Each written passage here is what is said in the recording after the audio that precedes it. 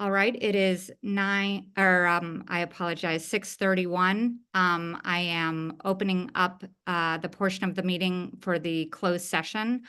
This is the portion that is uh, going to be starting 30 minutes before the full public meeting for the closed session, and we will be taking public comment for this portion. But let's start with the roll call. Councilmember Elves is absent. Councilmember Hefty, Here. Councilmember Taylor, Present. Vice Mayor Haskell, Here. Mayor Warnikoff. Here. We do have a quorum. And Mayor, before we move on to public comment, we want to cover the remote attendance portion. Correct. Thank you.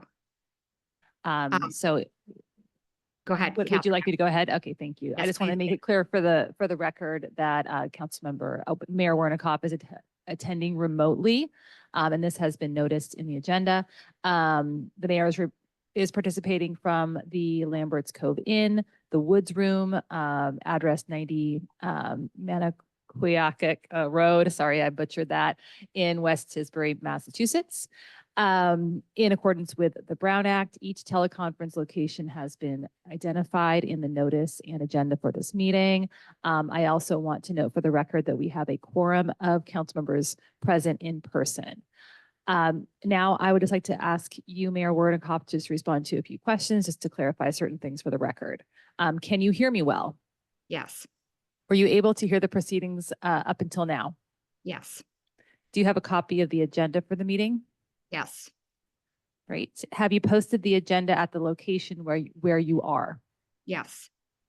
Is your location reasonably accessible to the public such that any member of the public could participate in this teleconference from your location if he or she wished to do so? Yes. Is there any member of the public there with you now? No. Okay. And now I would like to ask, let's see, just to confirm for the record, everyone can hear the mayor all right? Yes. Yes, great, thank you.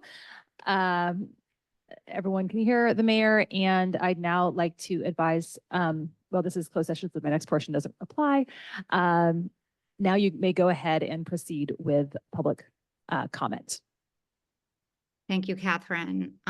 So yes, I would like to open up this portion of the meeting to public comment. I do not believe there is anybody in the schoolhouse, so I'll go to Zoom. I am looking at Zoom. We only have Welcome. one attendee on Zoom. I don't see any hands raised on Zoom. So I will close public comment for the closed session. Hello, Jeff. Welcome. Hello, And- sorry I'm late. No problem. And with that, I believe we can close the public portion of the meeting and go into closed session. Yes, and I do want to advise the member of the public, if he's still on, to please log out. And then if you want to rejoin, check back in at 7 p.m. Thank you. Thank you, Catherine. Okay. Are we all set? Okay, super. So for the benefit of the public, we're getting started a few minutes late due to a closed session. So I'll be chairing the meeting, and Mayor Warnikoff is going to be joining as a member of the public or not. I'm not sure, but she's not participating Correct. as a member of council. this Correct. evening. Yes. Okay. All right, so meeting's called to order at 7:11. And just want to make sure that we have the roll call. Councilmember Elves. Here. Councilmember Hefty, Here. Councilmember Taylor, Present. Vice Mayor Haskell, Here. Mayor Warnikoff is absent. We do have a quorum. Okay. And Vice Mayor, did want to make a quick note regarding the closed session. Yes. So the council met in closed session just right now to discuss one item, which is the annual performance evaluation of the town manager. There's another report out, but I did just want to note that this is part of the annual process, and the council did kick off that annual process, which is required as part of the town manager contract. And they appointed a subcommittee, ad hoc subcommittee to help facilitate the process of Mayor Warnikoff and Vice Mayor Haskell. Thank you. Great, thank you. All right, so I believe there are no presentations or proclamations this evening. So we'll move directly into the town manager report, and after that have oral communications on that subject matter or anything else that the public wishes to comment on. Thank you, Vice Mayor. Good evening, council, members of the public. Couple important updates for you as we're in the summertime here. Lots of action going on with staff during the summertime. The first thing is that we did get, I don't know what the better word is, wiped out by COVID, unfortunately, the last couple of weeks. As you know, we're a staff of 14 on a good day. I believe 8 of us were affected out of the 14. And so we're all in different stages of recovery, but this is the first week we're all back in the office. Many of us work remotely while we're either quarantining or getting better, but it just goes to show the vulnerability of having such a small staff and how it affects us in small quarters. But we're all on the mend and getting better. And just encourage anybody who's been exposed to COVID or has someone they know that's been exposed to COVID just to take precautions and do what we need to do. We kind of got a little lackadaisical thinking we're kind of out of the woods with COVID, but it's definitely back in our communities. So encourage you all to stay well. We do continue to struggle with hiring permanent staff. It's been an issue, obviously, since I've been here, but also just recruiting for our building and planning positions and other positions within our town continue to be a struggle for us. As you know, not only do we have our commute, we also have our pay structure, our benefit structure, and different pieces that may not be in our best favor, but we're doing the best we can and getting as much as we can done with either temporary staff or retired annuitants. And we've had some pretty great superstars in our building and planning with our retired annuitants with John Biggs and Terrence. We also have our interim town engineer, Jim Sandoval, who's a retired annuitant, but that can only last so long. And so we'll continue to be proactive and make sure we can get these positions filled, but it is a struggle for us as we move forward. And you've heard and you may hear from the community how our building and planning department has been affected the most with our lack of staffing, and we're working diligently to get that done. We are working behind the scenes on revamping our building and planning department. Terrence and John Biggs will be getting together along with us and staff, and also with feedback from the public and from council on the permanent ongoing structure of our building and planning department. It has not been working for, I would say, multiple years. And also the billing side of it has not been working. We have not been recouping our revenue like we should. Our system of how we bill has not been accurate. And so we'll be taking a look at all those different aspects, not only the staffing level, our consultant level, and then also how we bill. And so all that will be looked at in the coming months. And we'll be coming to council with a new model to share on what's the most efficient use of our funds, our staffing, our consultant use moving forward. A couple major things that are happening during the summertime. Tony McFarland, our new director of finance, has been working diligently with George Savage and the finance committee. They have scheduled, just a couple days ago, they have scheduled 3 different subcommittee meetings that'll be happening in August and September before our September revise discussion that we'll have. So finance committee will be having some robust discussions. They have 4 or 5 several work groups that are working along with Tony and finance and different measures, as you know. And so those, be on the lookout for those finance committee meetings. They'll be posted soon. 1 is in August and 2 in early September before we have our September revised meeting. So really thank George Savage and his leadership and finance committee and Tony for getting all those pieces together. We are also working on all our different aspects for the September revision, which is looking at our modeling, looking at our staffing, looking at our costs, so we can come back and come up with some proper reductions, if you will, moving forward. What's been very clear to me as town manager, not only now, but in the last year, is that we've inherited a lot of inefficiencies. There's been some mismanagement in different areas and lack of efficiencies. call it a COVID fog. We came out of a COVID fog with many different pieces, but there are many things that weren't working.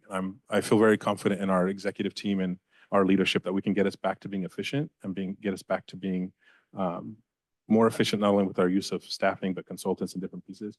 But at the end of the day, and I need the council and community to be aware, no matter what we do, if we say we had a $2 million deficit, we can get that down, and we'll get that down by hundreds of thousands of dollars, maybe even $1 million. But at the end of the day, even a well-oiled machine in Portola Valley, whether it's 3 years ago or 4 years ago or now, you still can't sugarcoat the sheriff's contract. The sheriff's contract is what it is. It's $1 million increase, and there's no cutting to get there. There's no expense exercise that's going to get you to balance the budget of Portola Valley with that substantial increase of the sheriff's contract. So I'm very hopeful, and I know it'll be clear that once we can share our integrity of the finances, share our integrity of our services, and have council and staff and the community confident in what we do as a community, we can then go back and look at a revenue enhancement measure moving forward. But only when we have that integrity and we have those audits under our belt and we can show that we're doing what we're saying we're doing. But that sheriff's contract, it's substantial, and we have to look at that. And we're not the only ones, obviously, dealing with that substantial sheriff's contract increase. Last piece is Tony is getting ready, our finance director, to put out the RFP for our user fee study and Nexus study, which will be huge. It'll be substantial for us because we haven't done one for many years. It'll get our what we charge in line with our costs moving forward in our user fee study, and also our Nexus fee study, so we can look at an impact fee or look at other ways to generate revenue. And the only way you're able to do that is to justify your costs and have a report to back that up in that Nexus fee study. So that'll be very important. I believe George Savage is going to be taking a look at the RFP along with Tony. We'll get that RFP out in the next week or two. And then once we select a vendor, we'll bring that back to council so you can see that, and we'll move forward on that Nexus study. But that's going to be a huge pivoting point in the fall for us as we get that study done. Those are all my updates for today. A lot of work happening during the summertime. Yeah, I mean, Catherine, point of procedure, is it okay to ask clarifying questions? Oh, to the yes, Council? yes. It's sort of a clarifying question. You touched on it, that the public has some concerns over being able to get a building permit, et cetera. Do you have any sort of timeline or any advice to residents and architects and people who are trying to work with the town on building related things? I mean, some kind of set of deadlines. I mean, I get we have a lot of things going on, but the flip side is, you know, if you've got a professional business and you come to the town and you can't get something done, that's pretty serious. So do you have some sense for when we'll be able to sort of execute on that kind of stuff? I assume you saw the public comment. I did, yeah, and that's definitely a pain point for us. And we're small enough that I can volunteer John Biggs and volunteer his name and his email. Folks have his name and his email to reach out to John if you are struggling with a permit, to let him know, and he'll take a look at it. But I believe within days we'll have a solution for some of the technical pieces that we have. We have files that were corrupted. We have a login that's not working. Simple, silly things that will get resolved in the next days or so. And then in the next week or two, we'll be able to come up with a plan for staffing.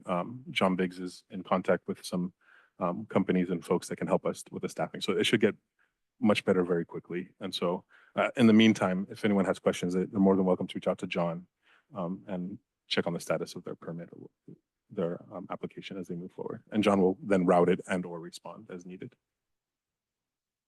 All right.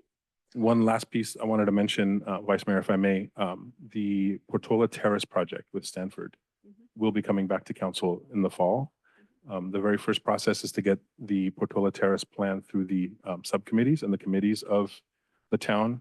So the community and council will see meetings set up in August and September for ASCC and planning.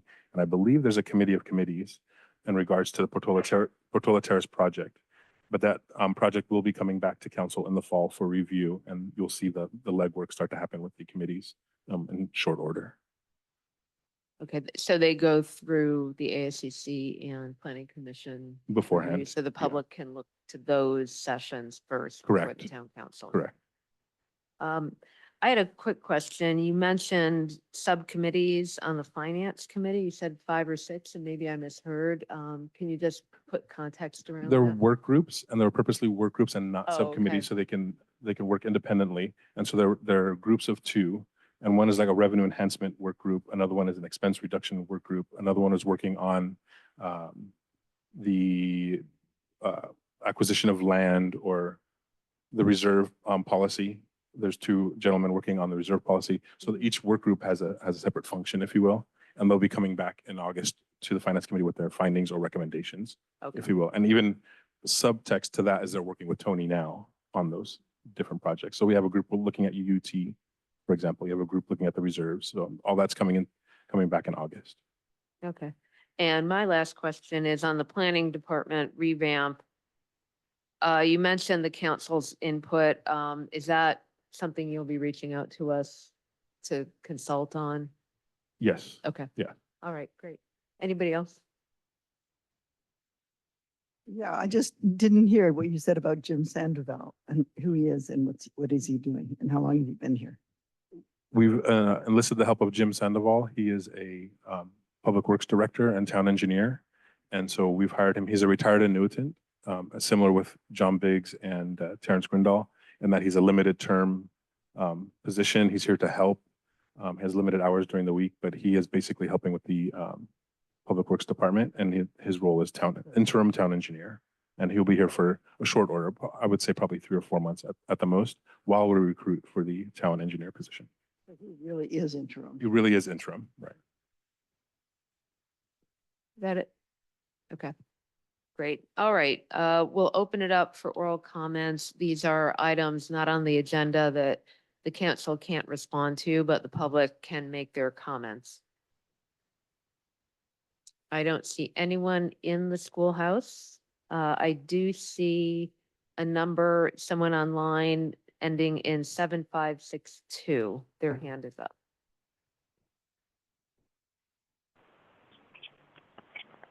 Good evening. Thank you very much. Yes, I hope I have a chance to question. First of all, thank you so much for the explanation. We came on late because the host blocked us, so I apologize if I missed anything. But I thank the finance director for the more extensive what is it called? The warrant list, but I have questions about it because it seems like there's a duplicate, and perhaps you can explain it to us. And also, I wanted to comment on the remarks of our town manager. It's not only the sheriff's contract, it's also the housing, affordable housing, that has cut in our budget, and we're still missing an important piece that is important for the housing element.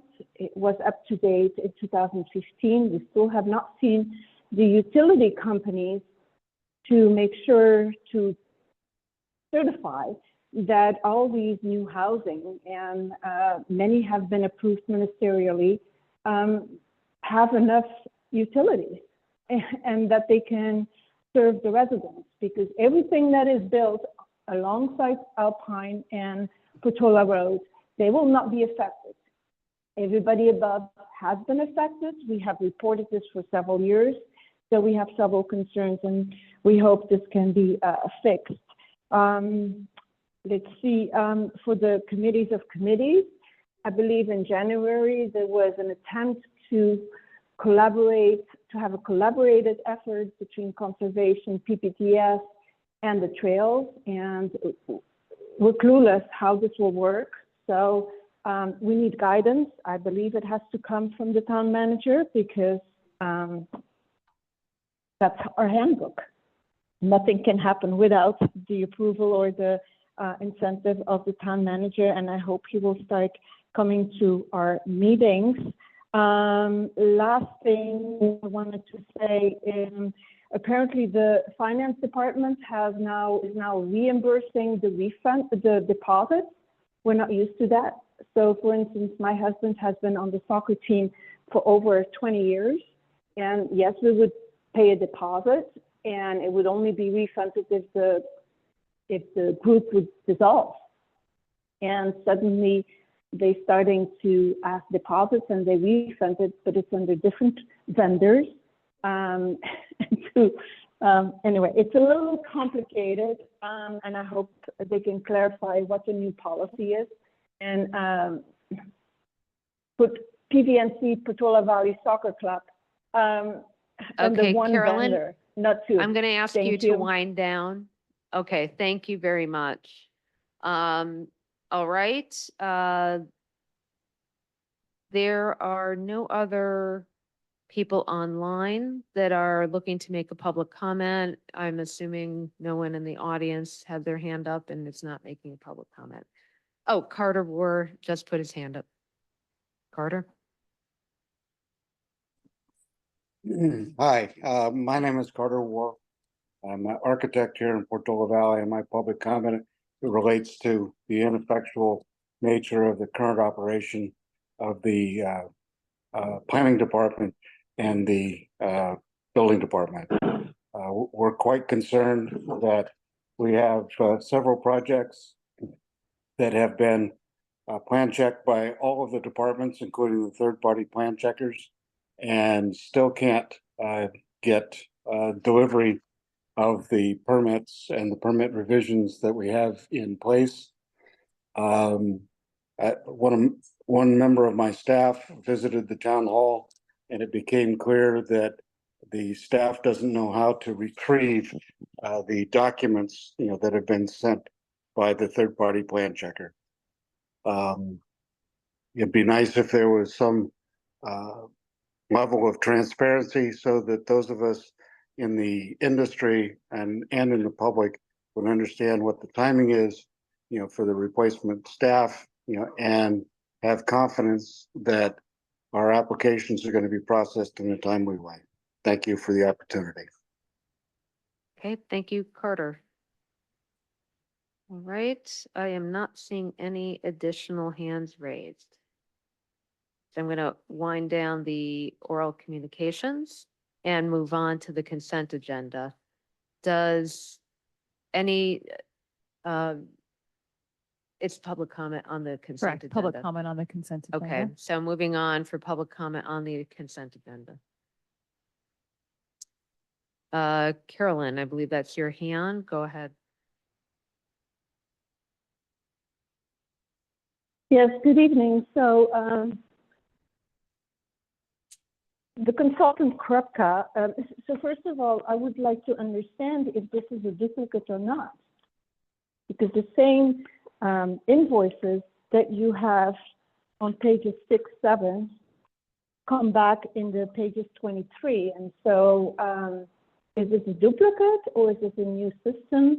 I would like to have some clarification on that. As you know, Consultant Krupka, he continues to work on traffic improvements. I hope that town council knows he has gotten over $100,000. And this contract was approved in 2019. and Carolyn, besides- Carolyn, hold on one second. Jeff, are you saying you can't hear? Or that this is on the, Related to this item. yeah, we're limited to the consent agenda items. So the two items are the warrant list So the warrant and list- the yeah, RMD. So I have questions on the warrant list, a couple charges, and I hope these are clarifying questions. Can somebody justify why Consultant Krupka is still being paid? We have not seen any results. Then there's this huge charge of 122. It's a joint powers agreement, and if we can clarify that, that would be great. Yeah, and I hope that the town council is being informed which consultant specializes in what services. I think it would be helpful not only for the building department, but also for the residents to know who is in charge of what. Thank you. Okay, thank you. All right, I'm not seeing any other hands. Oh, hold on one second. Christy, your hand is up. Go ahead. Thank you. I was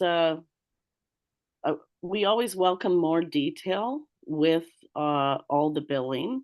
And is there somewhere, it was asked in the last meeting, that if a bill is paid, but we might expect to get paid back by another entity, how is that obvious to the public? Meaning it's a, I think you know what I mean. So that's one question. And I believe maybe Crypto was working on the flashing beacons, and that was the $5,000. That was the description. So I'm curious the outcome and action for that item. Thank you. Okay, thank you, Christy. Carolyn, I think your hand is still up, but you've already commented on this issue. Okay, thank you. Oh, you're back. All right. I think we're done. Okay. All right, does anyone want to pull anything on the consent agenda? I'd like to pull 7B. 7B, okay, Just for clarification, I understand, Councilmember Taylor, that you are a member of one of these road maintenance districts, or you pay into it. Were you pulling it in order to recuse or for another reason? Both to ask a question and then ask about recusal. All right, I would recommend that you do not pull the item, given that even your question actually is participating in the decision making. So if you are recused, which I understood that you recused on this item, although maybe we haven't discussed it previously. But even asking a question is participating in the decision making. So if you're recused, you're recused. Okay. Because it's on the consent agenda, if it doesn't get pulled though, you can actually stay here. You don't have to leave the room. If it gets pulled, then you will need to actually leave the room for the vote and any discussion. okay. Cindy, you don't have anything? Mary, do you have anything?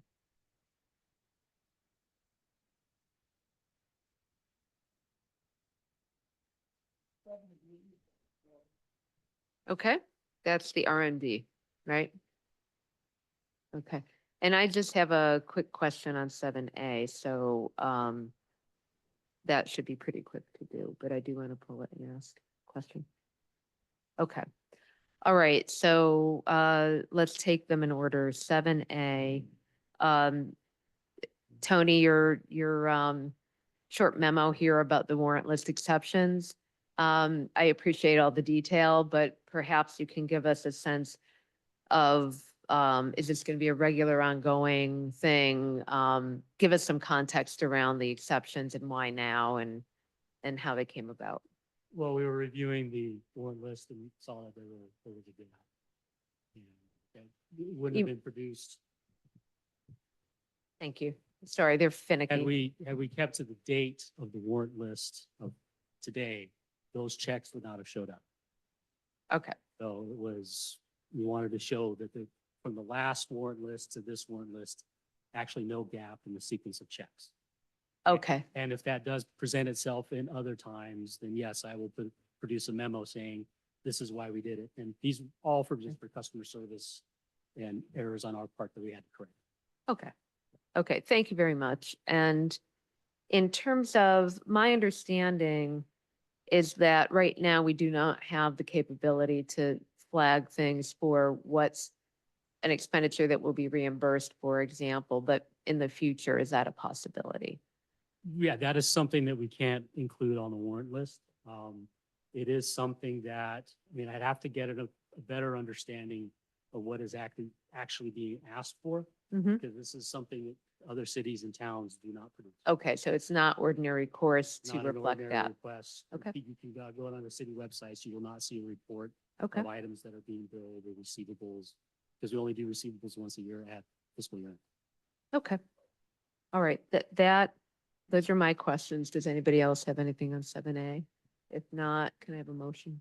So moved. Second. Roll call.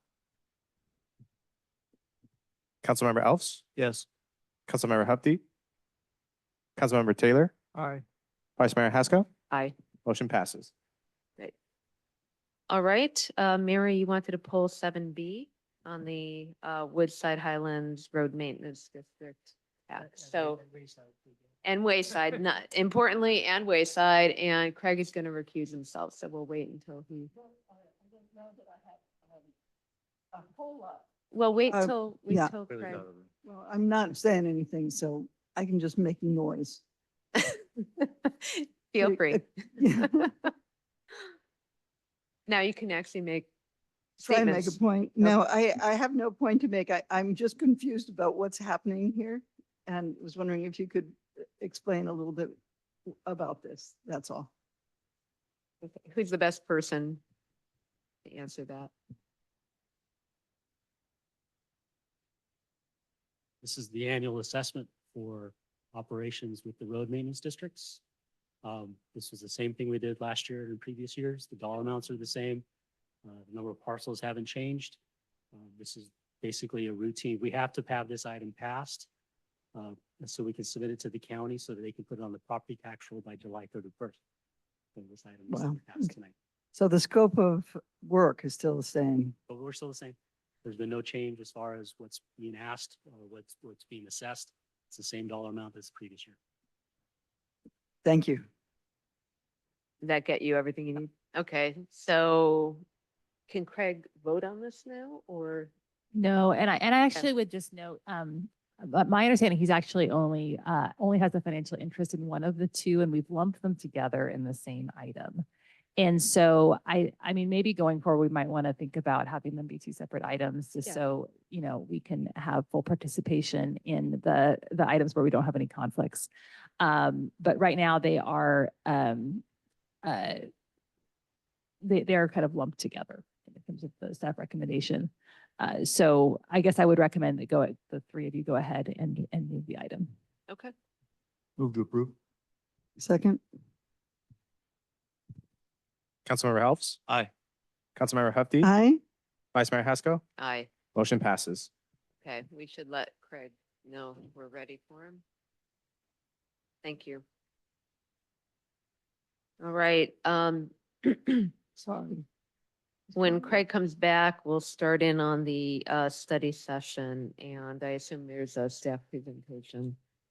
Yes, and we actually have some slides. Diego, are you able to pull those up?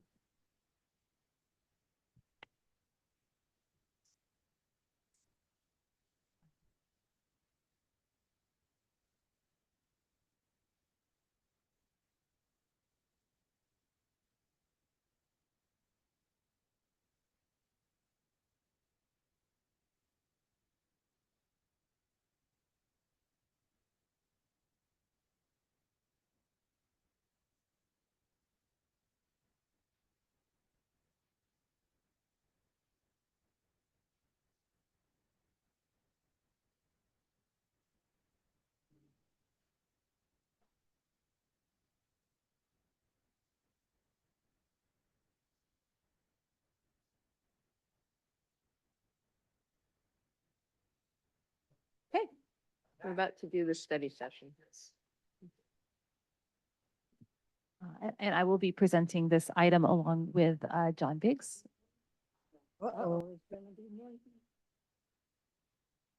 All right. Thank you. So this item is a study session regarding local CEQA guidelines. And why don't you go ahead and just bring it to the next slide. I'm joined here with John Biggs, our interim, I should get your title right, special assistant to the town manager. And this item, I actually am really grateful to have John's participation on this, given that this is important to have the perspective of the building and planning department in terms of processing applications in accordance with CEQA, which stands for the California Environmental Quality Act. So as background, this is before you tonight because the town council adopted a post-housing element adoption plan. And this is one of the items in that plan to consider adoption of local CEQA guidelines. The council's had some discussion of this previously. As you likely know, but just for the benefit of folks who are not CEQA wonks, The California Environmental Quality Act is longstanding California statute. I actually brought my copy here tonight. You probably can't see it with the Zoom, but anyway, this is CEQA is made up of the statutes as well as guidelines that are adopted by the state Office of Planning and Research. So this book is about half statute, half state guidelines. Local jurisdictions have the option of either just adopting wholesale the state rules, state guidelines, or customizing and adopting their own. And what the post-adoption plan did was directed the town to consider adoption of local CEQA guidelines. This came before council previously, and it was noted that there's sort of two components of guidelines. There's the procedural part, which talks about how to process the application, who pays when you need a consultant, who directs the work of the consultant, which city or town department runs the processing. And there's another piece, a second piece that has to do with local thresholds. And that's a little bit more substantive, but it deals with, okay, so how do we determine whether this project that we're evaluating is going to cause significant environmental impacts? The state has adopted state thresholds, and typically jurisdictions that don't have their own local thresholds use the state's thresholds, but jurisdictions do have the option of customizing those local thresholds. That actually is a fair amount of work. And so what the council directed was sort of take this into two pieces and move forward with the procedural part, and then we'll come back to the substantive threshold part. And so I was directed several meetings ago to bring back some sample local procedural guidelines and for council discussion. I would just note, this is the second bullet point here, I want to make sure to say it, which is that currently the town's municipal code expressly incorporates the state guidelines by reference. And that's good because actually we're required by law to either adopt our own or incorporate the states by reference. So we're covered legally. So whatever we do in addition is on top of, in addition to that. I provided 3 samples in your staff report. 2 are a little bit more simple and 1 is a little bit more robust. The city of Sonora and the city of Chino Hills are fairly simplified, focused primarily on like which department is in charge of the processing, includes details like if the city uses a consultant, it makes it clear that and if there's a developer involved, that the developer pays for that consultant's work. The city of Chino Hills makes it further clear that it's the city staff that directs the environmental consultant, not the developer. I will say that is standard practice, and that's what the town does. For example, just to give an example, as you know, the town is processing an environmental impact report for the Sanford Portola Terrace project, and it is town staff that is directing the environmental consultants and all of the consultants there. But anyway, the samples that I have, like particularly the Chino Hills one, spells that out expressly. The County of Napa one is much longer, more robust in terms of procedures, and then also has additional substance. It, for example, provides additional types of projects that are exempt from CEQA review. So part of these state guidelines that I referenced include exemptions for projects that you don't anticipate to have an environmental impact and require an EIR or a neg deck. These are projects like single family homes, repaving projects, maintenance projects. There's dozens and dozens of exemptions, and the legislature likes to write exemptions like every year. If you see a new set of exemptions, oftentimes for housing projects or particularly affordable housing projects. What Napa did in its guidelines is it did create some new categories of exempt projects. That's more substantive, and I suspect required a fair amount of work to justify each one of those exemptions. I just want to pause there and see, John, if there's anything in terms of backgrounds that you wanted to add. And before we go to John, I just wanted a point of clarification. There is an error in John Biggs's title. John is simply extra help. He's a retired annuitant, extra help for the town of Portola Valley. His title is not special assistant to town manager, just so folks are aware, making sure that we're in line with guidelines for retired annuitants. He is truly an extra help position and basically helping us in the planning and building department. I just want to make that clear. Thank you. Thank you, Madam Town Attorney. I think you've done a great job of kind of giving the background information on this report. I think from a practical standpoint, our recommendation to the council would be to follow the City of Chino Hills model. Simply because of a town of this size, it's very challenging for staff to keep up with all the modifications and changes to the CEQA statutes plus the CEQA guidelines as they're adopted at the state level.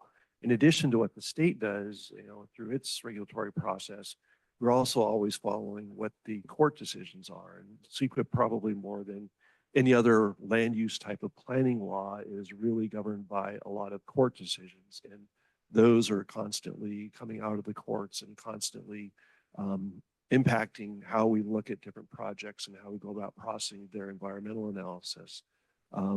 The County of Napa does a good job, but in all honesty, I think it's a lot of work that is not needed because the state provides very good guidelines, and we're always looking forward and looking to the latest information.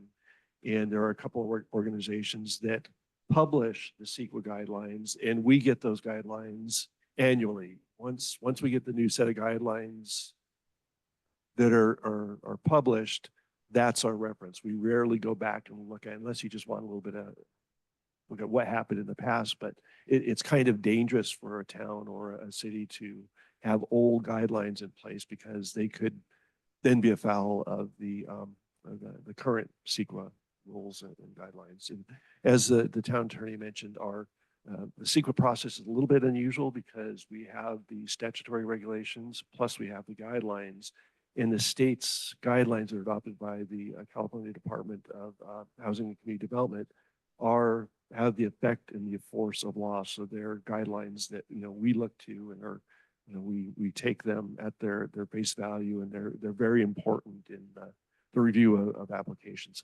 One other point for the council to consider is that we really don't do a whole lot of environmental review where initial studies are required or environmental impact reports are required.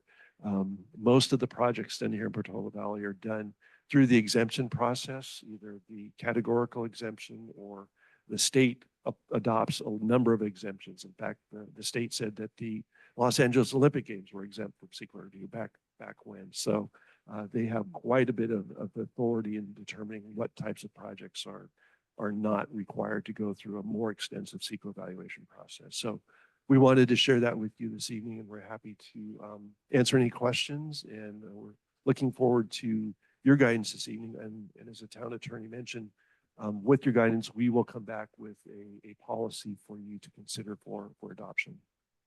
And I think we have maybe just a couple more slides that were probably covered. We may have covered the content. Diego, if you could just advance to the next one.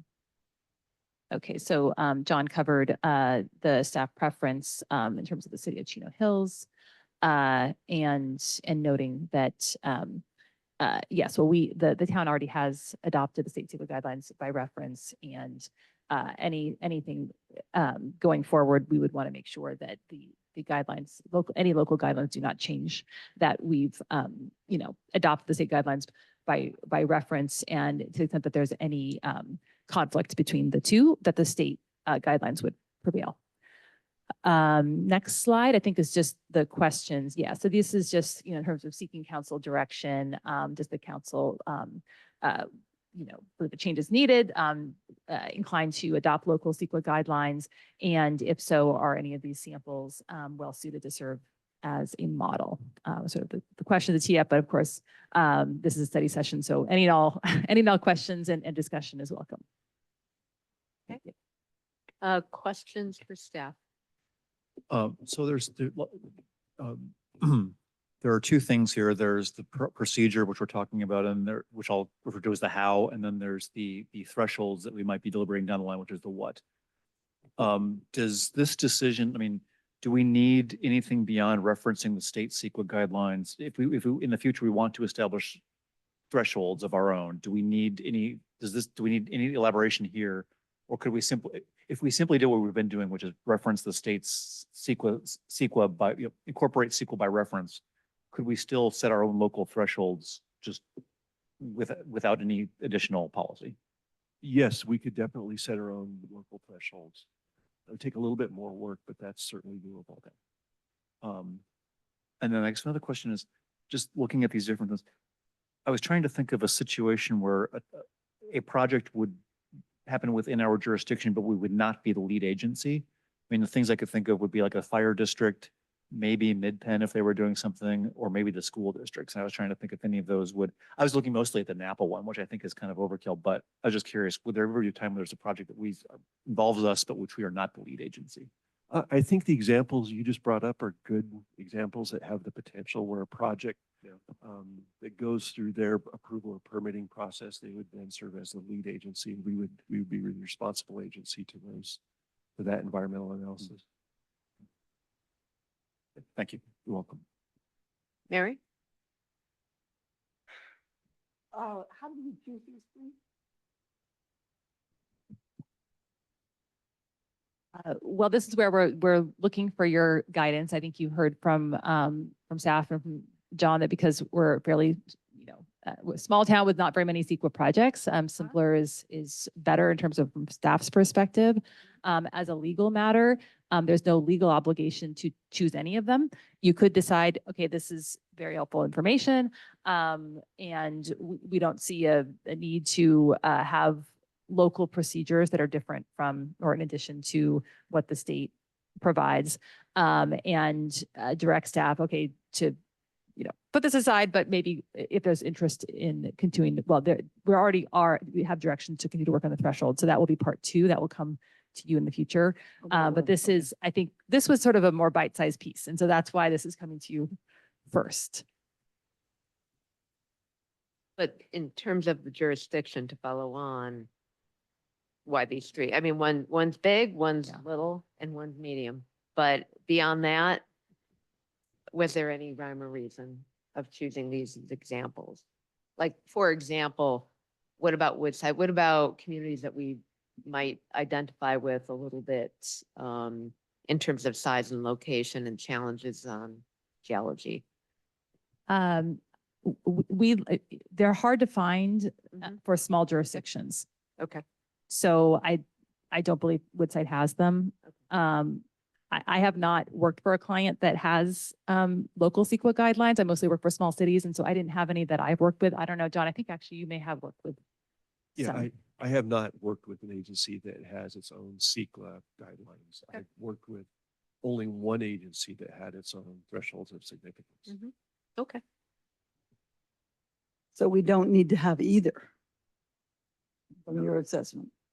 You do need to at least adopt by reference the CEQA guidelines and statutes, which we already have in place, but you could enhance that a little bit. There are a couple of points, making it clear that an applicant pays for the fees, making it clear that the work done in the environmental analysis is the independent work of the city. Those are all things that are beneficial to have in our set of doings. Any other questions? I still am curious why we're getting this now, why this is coming to us now, and also curious whether we're meeting the request from the Planning Commission for the Sunrise provision to complete this. And I think The post-adoption plan. Yeah. More specifically required it, but I mean, I'm But not if it's trying to. not required, then, I mean, if we've already done it, have we already done it? Well, the town has adopted the CEQA guidelines by reference, but The state. it's the CEQA state guidance. correct. But I think the question in front of council is that sufficient, or would you like us to go back and come up with a policy for you to consider that is a little broader and provides a little bit more, not to the extent that Napa County does, but provide some other things that we want to make sure we cover.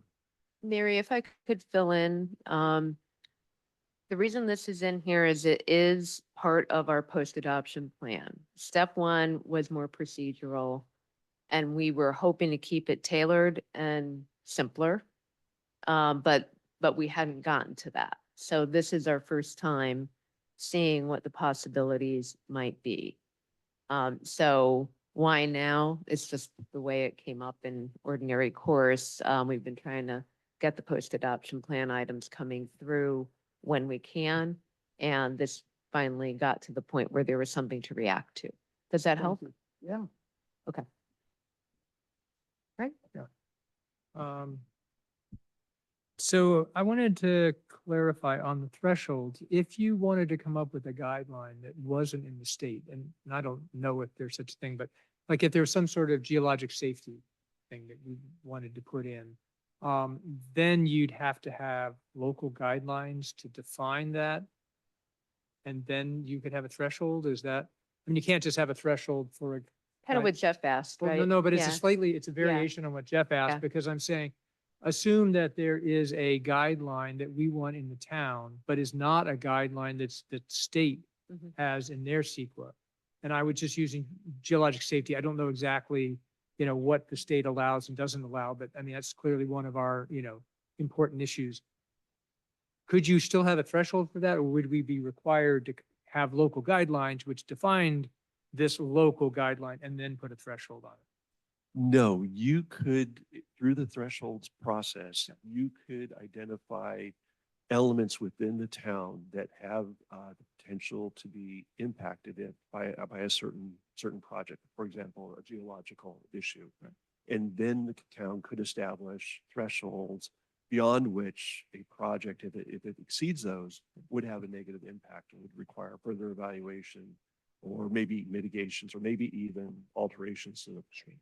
So you could definitely. But you're saying we could do that without guidelines, but You- with thresholds? You can do that without guidelines, Okay. but through the threshold process, correct? Okay, great. And then obviously, when you look at like Chino Hills, they just procedurally defined a bunch of administrative stuff that I think we take for granted, or it's common practice. How important is it that we actually codify this kind of practice so that we're clear? Because I don't, it doesn't sound like we're going to materially change anything. I think the behavior is going to be the same. I'm just trying to figure out, is there a downside to not having it clearly written down and just sort of saying, well, this is the way it's done? The CEQA guidelines, in my experience, are fairly comprehensive, and I've yet to really find a question that doesn't really get addressed or answered in some way through the CEQA guidelines. Well, I was thinking more like who pays? Is that something that's in CEQA guidelines, or is that just a common practice that a developer pays and we direct? That's a common CEQA practice. Right. that, And so we're- this may we're be more aimed at Catherine. I mean, are we at risk of not having this clearly defined versus we just say it's common practice and it is what it is? Like, could somebody sue us and say, well, this isn't reasonable? You guys shouldn't be charging us. I don't see that viable suit because as John explained, this is common practice. This is how the town has practiced as well. And this is how everyone practices. So, I understand why some jurisdictions may want to have it all clearly laid out. But I don't see any risk in not doing so. Okay, so is there anything in the Chino's Hills guidelines that wasn't common practice, like that they were actually defining something that seemed like it should be defined? The responsibility allocation, I think, Community Development Director and Public Works Director, it was allocating some roles there. Right, and is that a critical, like who Well, would normally, wouldn't it normally go So, to so a? from my perspective, some of what you're asking is a question of staff, some of it's a discussion that I think we should have as a council. So And I'm okay whatever with the that staff- part. I'm yeah. trying to understand, do we have legal risk by not defining these things? Like if we had no guidelines like we do now, and we just, incorporate by reference, and then we say, and these are standard practices, is that enough to cover us legally? That's really what I'm trying to get at. Yes, Okay, and then just to state the obvious, I mean, any CEQA guideline trumps whatever we do regardless. Correct. Right, so I mean, just for the public, just to be clear, it's like, we can't define something that is in conflict with the state. The state takes precedence. Yeah, That is Okay. correct. yeah, perfect, thank you. Right. My questions are, you were making a point, John, that keeping up with law is hard, essentially, and having a duplicate set of local guidelines might make it too hard, but if you have that savings clause that the state always trumps, how hard is it? It's not like we would constantly be updating for every new case, right? That's correct, but sometimes there are a significant number of changes to CEQA that the legislature and the governor sign into the law. And doing a comparison between the two documents, between two separate documents, is a little bit challenging. And it's always, at least in my experience, been easier to go to one source of information and then be able to rely on that source of information. But isn't that a question of degree? It's one thing if we have the county complexity in the county example, and it's another if we just say the applicant pays, like the state is not going to change that, right? Yes. So it's a question for me of degree. I just want to hear if I'm missing something there. No, you're not missing anything at all. And I agree with you. It is to a degree. You know. Yeah, yeah. And then in terms of legal risk, I want you to clarify what you mean, because if an applicant, for example, were going to challenge saying it's not fair to charge me, there's no law saying you can charge me. Isn't it better to have a law saying you have to pay? I mean, isn't that just easier? I see. Yeah, I mean, I've never had this come up before with an applicant pushing back because it is standard practice, but certainly I see your point that, yeah, having a piece of paper to point to that says, this is how we operate here, to just take that argument away. Yeah. Vice Yeah. Mayor, if I might Yes. also sure. add, I think one of the things we would want to make sure as we're going through our fee study and fee update is to make it clear as part of that fee study, if something like a consultant is needed to do environmental work, then the applicant or project proponent is required to pay the full cost of that, so that we're covered from, you know, that fee analysis standpoint. And we have it. I'm not quite following what a fee analysis is. Maybe you can The, clarify. the, what that- the city or town manager reported that, you know, we're going to Yeah, start the fee study. Right. The outcome of that, I think it would be important to include a line item that says any need for the consultant work to conduct environmental review for as part of a project, this would be borne 100% by the project applicant or proponent. Just, That's a study. It's not a law. but it would be the ultimate outcome of the study is a set of fees that the town could charge, and that line item would be in that list of It would fees. be included as a practical matter in a set of fees, but again, I don't know what the harm is of saying that, Oh, no, there's, right? it's kind of a belt and suspenders Yeah, approach. is yeah, what I'm- exactly. And it's good to know that user fee will be recorded, that you're anticipating that those fees would be Right. enunciated more properly. Right. Okay. I just want to follow, I mean, I thought what John was saying was it might be good to have local guidelines to be clear that these fees that a Nexus study defined Mhm. were borne by a developer. Right, rather than it's standard practice where somebody might argue, well, but you hired this third party, somebody, and that's not standard practice. But if we define it in Mm. our local guidelines, then you pay for it. Yes. I mean, that was the point I understood you saying. Yes, Did I get yes, that and right? we have it in a couple places in the Yeah. future. Good, yeah, just wanted to be clear. Thank you. We already have that. Mars. You know, I don't recall off the top of my head if it's in the current piece. I would be surprised if it is not, but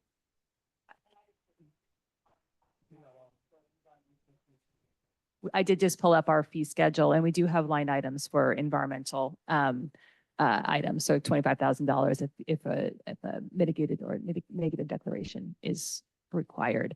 $10,000 for the initial study.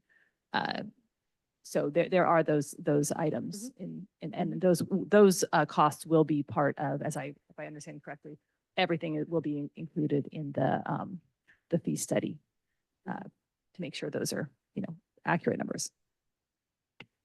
That's probably old, right? That fee schedule. That is from this year, but I don't know if those are CPI adjusted or not. Okay. Okay. Great. Any other questions for staff? Then we can go to public comment. I don't see anyone in the schoolhouse. We'll go to 7562. I think that's Carolyn.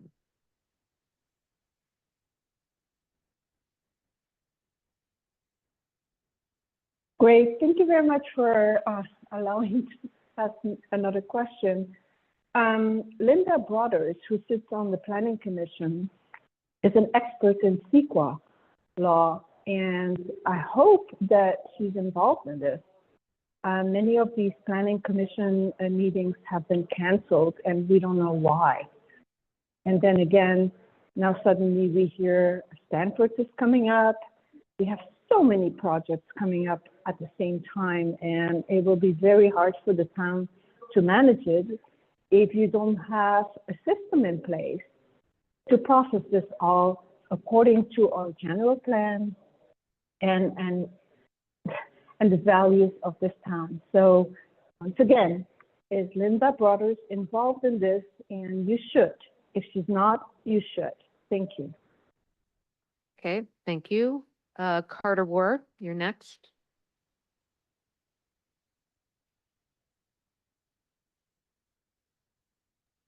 Hi, this is Carter Ward again. There's a reason that other small towns don't adopt any special guidelines or thresholds. It's because it's complicated and it's expensive, to administer. And it'd be my recommendation that you follow through with what other towns are typically doing and not have any special guidelines or any special thresholds for yourself for a town of only 4,000 people. Okay. Thanks for the opportunity. Sure.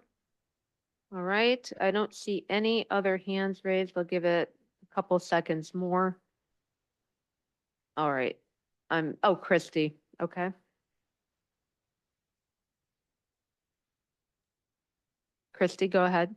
Thank you. I think when the Portola Terrace project is mentioned, does that mean the Stanford Wedge? If you could say both, we'd appreciate it.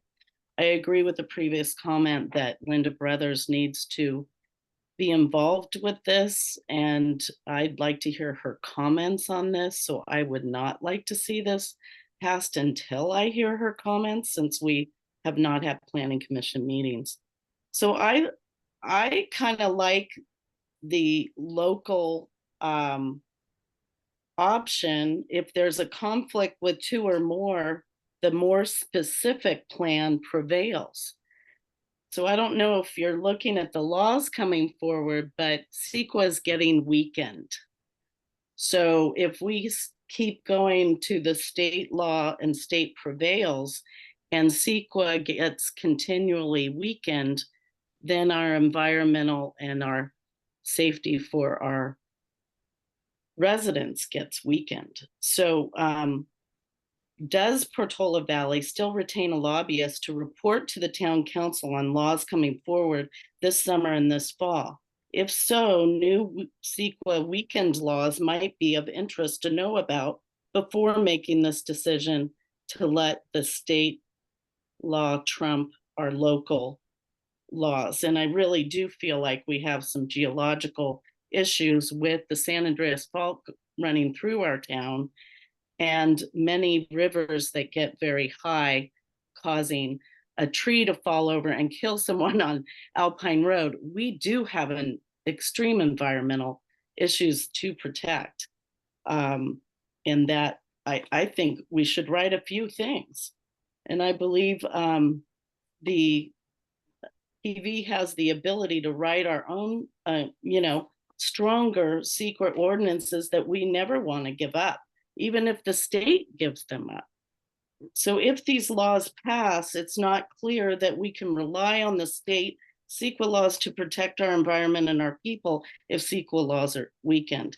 We need to rely on our land use ordinances to protect our streams, creeks versus building in areas where natural hazards exist. And I think I've said this one. We need strong CEQA ordinances in our town. And we need, I do believe we need the procedures written for who pays. I think we can do the procedures half and continually work on a few things that we want to protect. And I'd like you to read the CEQA laws coming forward. There might be 5 that are weakening CEQA. And if we say the state trust. Christy, I'm going to ask you to wind down. Okay, that's Okay. pretty much it. SB 610, Okay. getting rid of high All fire right. zones. I gotta ask you to let others go. I think Rita is next, but thank you, Christy.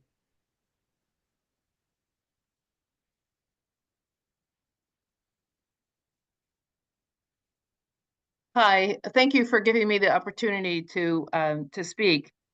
We are fortunate that we have 2 ex-planning commissioners on the town council at this time, but in town, we have no staff. I believe we have 1 unless we've hired other people except for contractors in planning. And I don't really hear the voice of the other members of the planning commission, and especially Linda Brothers in the comments that are been said. So not questioning your timing, if this is urgent or if this is something that can be put off until we can find some staff that will stay with us and so they can actually implement this instead of paying more contractors that are kind of learning on our dime, so that we can keep people and keep moving forward. But thank you. At least we have the 2 town council members that were longtime planning commissioners. But and we just have so many needs in our town right now. But I do appreciate you making the time for this particular issue. But I'm just wondering about the timing, especially since the last 3 planning commission meetings have been canceled. Thank you. Thank you, Rita. All right, I don't see any other hands. I will give it 1 more second. Okay, I think we can bring it back for discussion at the council. So I'll start with Jeff. Thank you. I mean, my general approach to this job has been that we should keep things as simple as possible. That said, you know, we've also spent the last couple of years taking sort of established norms and codifying them because not everyone follows norms anymore. We keep running into that. So I definitely think there's a place for some, you know, the first question was, do we think a change is needed? I will say, I think there probably is a place for a guideline. I think definitely if we were going to go with one, I would probably lean towards the Chino Hills one, and maybe even something a little simpler, just because, I mean, the Chino Hills one defines multiple departments. I think our process for defining who does what is very, very simple. I think between planning and public works, you probably have almost the 2 people who would be leading a CEQA review on our side. I do think it's actually good to codify that the applicant pays, but that staff directs the consultant's work, just so that everyone understands that. It should go without saying, but it no longer does. So I'd say in general, what I would probably want to come back would be maybe even a slightly simpler version of the Chino Hills version of the thing, and that we, you know, in the future, we look ahead to the threshold changes that we might incorporate. But again, just keeping it as simple as possible. Mary? Oh, there are several questions in my mind. One would be, could the council direct it to the planning commission at this point to just go ahead and select the one and edit it and use the expertise of the planning commission to simplify and get rid of some of the labor costs, et cetera, and have them present to us what they think is appropriate. And that way we would get the post-adoption needed things, and we'd also get the flavor. I did a little bit of research on this. I read the Gilroy code, and I talked to Woodside about what they've done. I think there are some things that are specific to a WUI area and a geologically active area that should be noted in there, because CEQA may in fact be, depending on what happens in November, be weakened further so that we really don't have a lot of environmental protection outside of from the state or from the nation. So I think the Planning Commission should be allowed to do that sensitive work and save us the cost of hiring more consultants. And just the answer to Woodside, they were completely taken by surprise. They have no such thing. Mhm. Yep. I don't even think they have that reference thing, but they may, if they looked hard, they might find it. Yeah. Craig? So I want to start, John, with a quick question, and maybe this is both you and Catherine.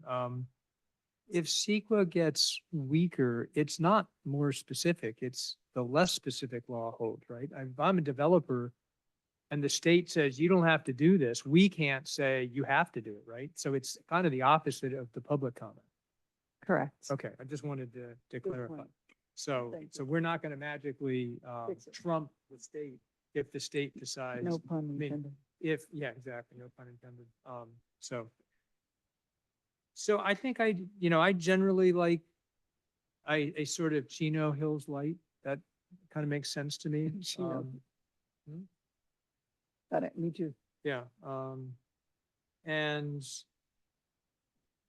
I guess I'm sensitive to planning staff time right now, so I guess I want to be careful. I wouldn't mind this going through the planning commission, as Mary suggested, and, getting some feedback. But I also don't want to turn this into some big full-blown process that takes tons of planning department time, and we just don't have that time. So I think I'm comfortable with you guys sort of thinking about that, but I think that might be valuable because then we get any public input at a planning commission, and then you could bring it to us as for a final. And I've always liked that model where we let the planning commission vet some of these issues for us. So if you can do that without a huge amount of planning department time, I would like to see that.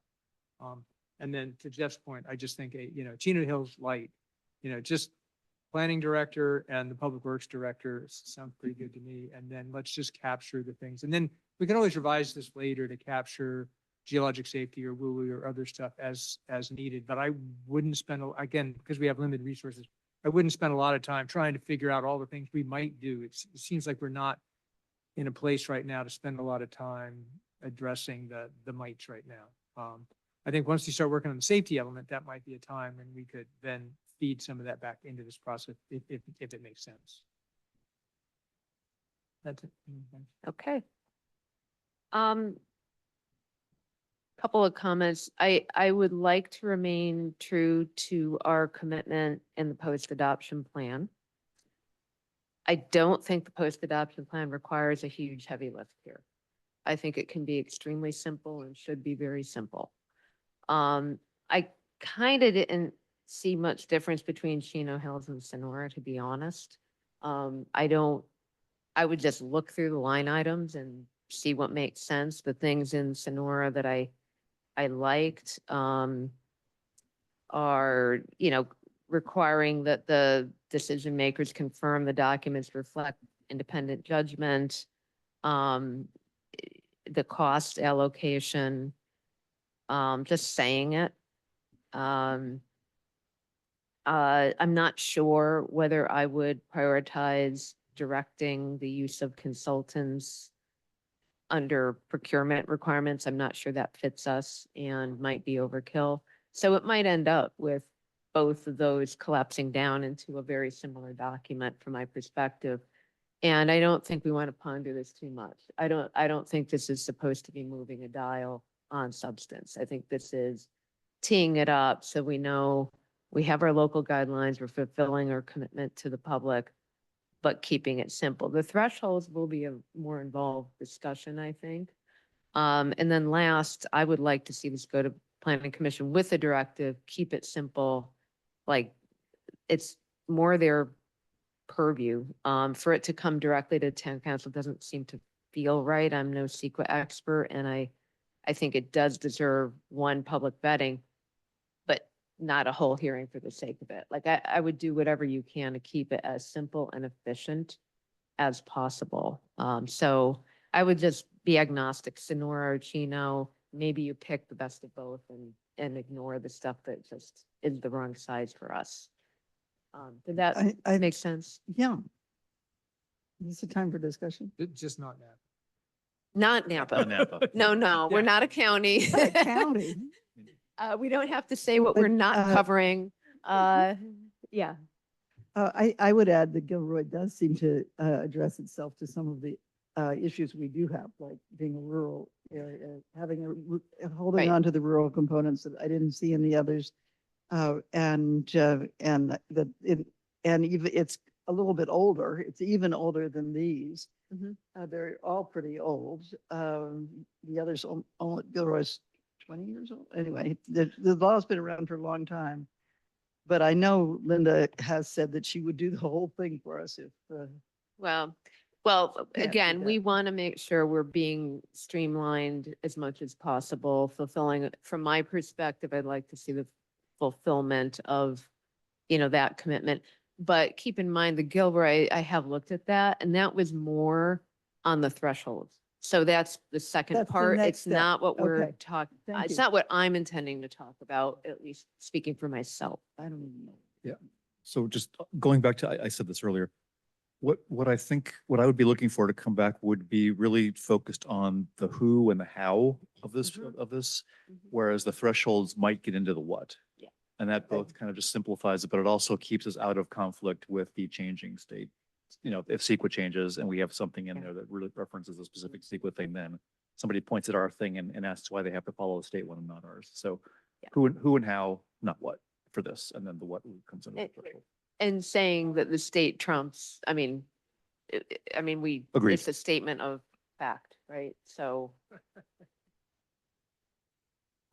Spelling it out. Yeah. Yeah. And I really hope this can be, you've got two close working points, so. Any other feedback that you would want? I think that direction is clear. John? Yeah. Clear direction, council. So Thank you. move forward. Thank you all. Thank you. Thank you. All right, moving on to committee reports. There were a couple from me at the end, so I'm not gonna recover those. If people have questions, that's fine. Does anybody have other committee, subcommittee reports? Not for me. Okay. All right, then I think we can have a motion. Yeah, I would like Oh, to go make ahead. one comment Sure. on the agenda. Thank you for putting the index on the side in a much more robust way than than I can ever remember having it before. Makes it much easier to go through these long documents. So I just wanted to say thank you. And I just bring that up in the liaison because I was just thinking, oh, it's really easy for me to find all the liaison reports because they're tagged in the index. So thanks. Yeah, so Agreed. with that, I would make a motion. So Vice Mayor, take public comment on committees. Oh, thank you. Does any member of the public have a comment? Linda has her hand up. I don't know if it's about the topic we just closed, but Linda, do you want to make a comment on the committee reports? I was going to ask you if there was going to be any public comment on the discussion you just had about the CEQA rules. And I joined late. I had a conflict, so. Well, we had public comment after our questions of staff. So that's been closed now. Catherine, procedurally, what would you recommend? Procedurally, it's been closed, but the council direction was to bring it to planning commission. So we will be doing that as staff. That said, Vice Mayor, if you want to entertain a comment on that item, even though it's closed, this isn't a public hearing, so Yeah. I'm not as concerned about the Okay. formalities. Okay, okay, Linda, go ahead. If you had a conflict, we'll kind of take your comment now. Thank you very much. I'll keep it very short. I liked, I missed part of your discussion because I had a conflict, but I liked Jeff's comment about the who and the how and the what, and thinking of the thresholds as the what. But I think it's important to understand that you only get to the question of thresholds if you ask the right question as to the who and the what. So if, for example, we want to have our own or our slightly modified Portola Valley town threshold on, let's just make up geology, we have to make sure that we also have our own Portola Valley who and what on that. So while the rubber hits the road on the threshold question, which is the what, you have to make sure that you get the rubber and the road together. So they're not completely different. And I'll just keep it to that. I thought the rest of your discussion is fine, and I'll be happy to work on this when it comes to the planning commission. And I do feel like the one other really important piece for us is that our CEQA rules should reflect our general plan, and like Mary mentioned, the rural aspects of the town and some of the things that are fairly unique to the plan, the town that we have in our general plan. Thank you. Okay, thank you, Linda. All right, I don't see any other hands raised on committee reports from the public. So, to adjourn? motion, Second. okay, we don't need a roll call, do We we? don't Aye. need to do- All in favor? Thank you. Thanks, everybody.